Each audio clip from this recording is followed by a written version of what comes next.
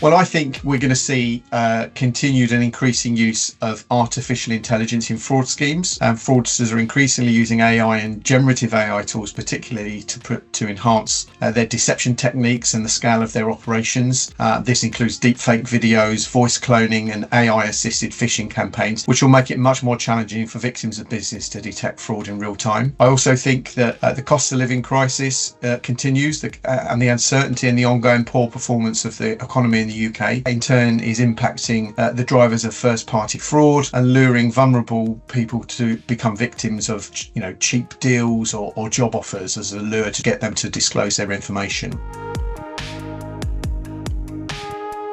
I do think, on a more positive note though, that there are some positive changes around more robust regulatory or technological responses to the evolving threats of fraud. For example, the implementation of the Economic Crime and Corporate Transparency Act. I think the Ofcom's Illegal Harms Codes of Practice, which is part of the Online Safety Act 2023, will require tech platforms and search services to take much more reasonable measures to tackle fraud on their platforms, where much of it kicks off from, really.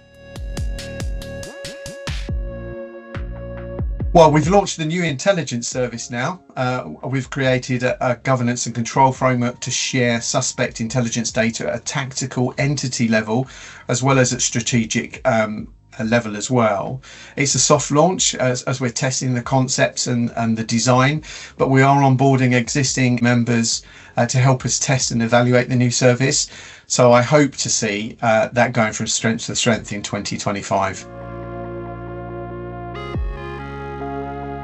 Well, I think one to watch, we've talked a little bit about AI and its use to help the fraudsters, but I think one to watch is the application of AI and other new technologies that are going to fight fraud. There's some really interesting stuff on the horizon. There's already some good technologies out there, so that is one area I think would be keen to see what happens. It's quite exciting.